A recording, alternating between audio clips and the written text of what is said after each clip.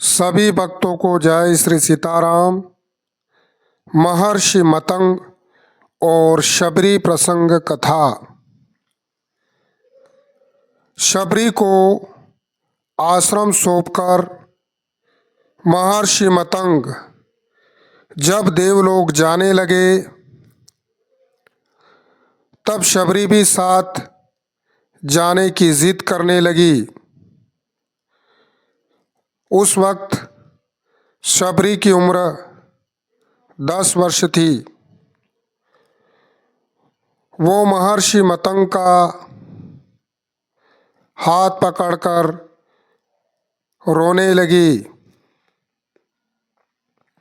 महर्षि शबरी को रोते देख व्याकुल हो उठे। शबरी को समझाया, पुत्री, इस आश्रम में भगवान राम आएंगे, यहाँ प्रतीक्षा करो। अबोध शबरी इतना अवश्य जानती थी कि गुरु का वाक्य सत्य होकर रहेगा।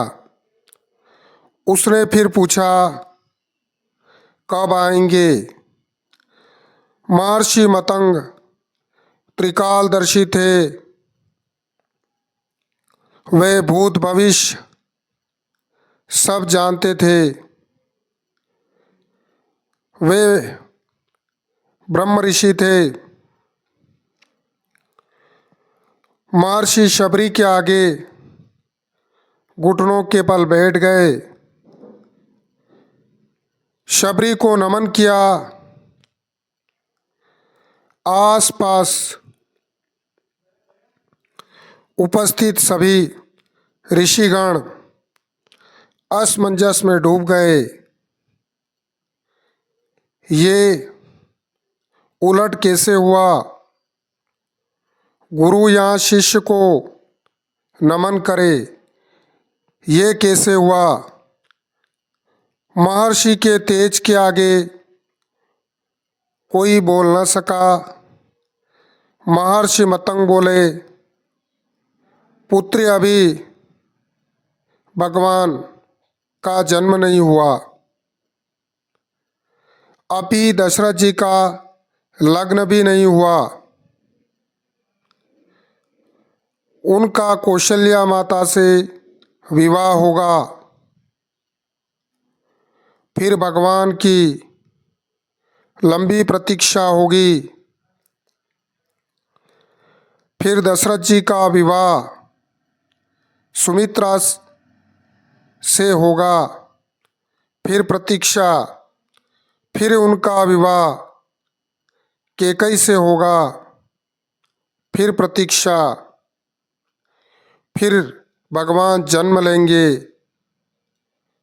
फिर उनका विवाह माता जानकी जी से होगा। फिर उन्हें 14 वर्ष वनवास होगा और फिर वनवास के आखिरी वर्ष माता जानकी जी का हरण होगा। तब उनकी खोज में वे यहाँ आएंगे। तुम उन्हें कहना, आप सुग्रीव से मित्रता कीजिए। उसे आताताई बाली के संताप से मुक्त कीजिए। आपका अभीष्ट सिद्ध होगा और आप रावण पर अवश्य विजय प्राप्त करेंगे।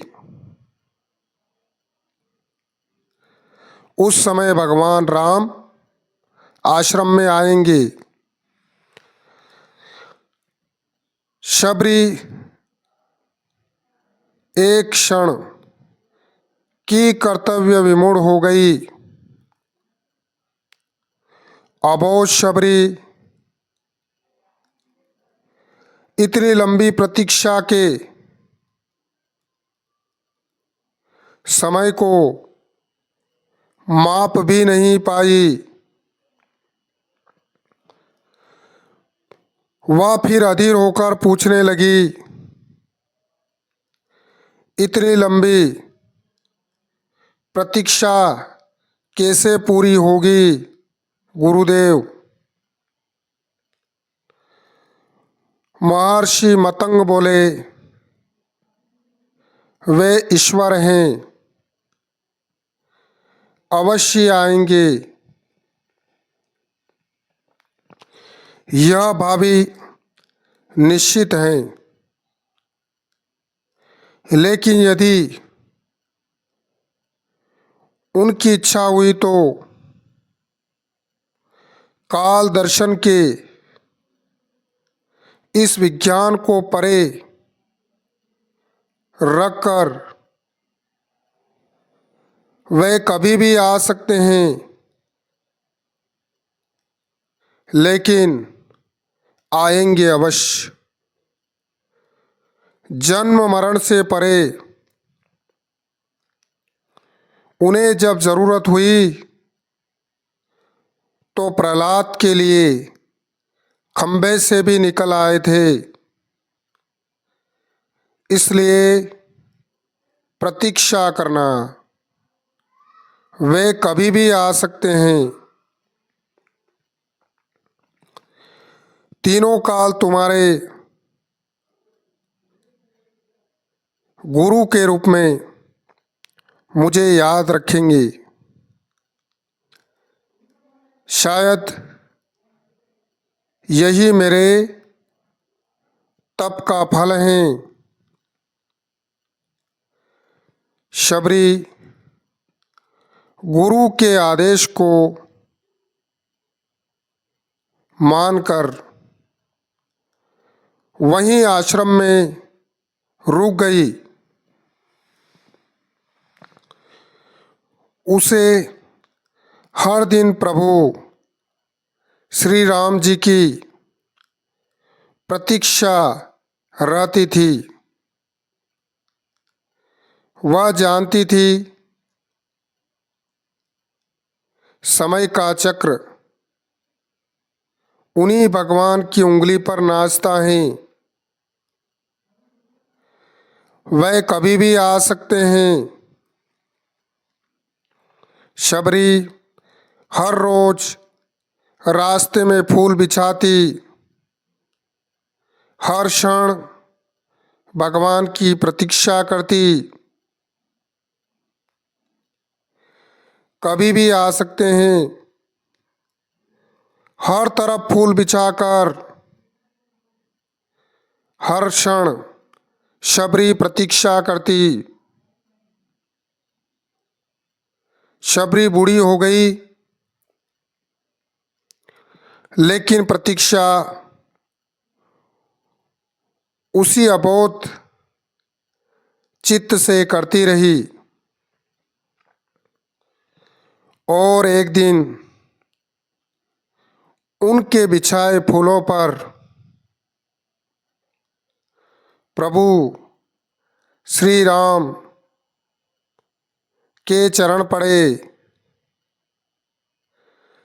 शबरी का कंठ अवरुद्ध हो गया। आंखों से अश्रुओं की धारा फूट पड़ी। गुरु का कथन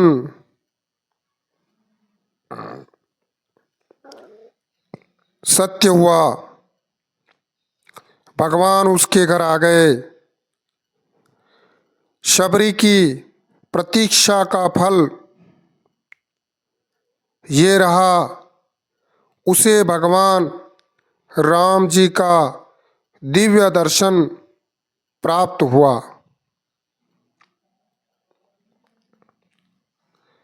अद्भुत, सुंदर, अति सुंदर, भाव विभोर कर देने वाला प्रसंग।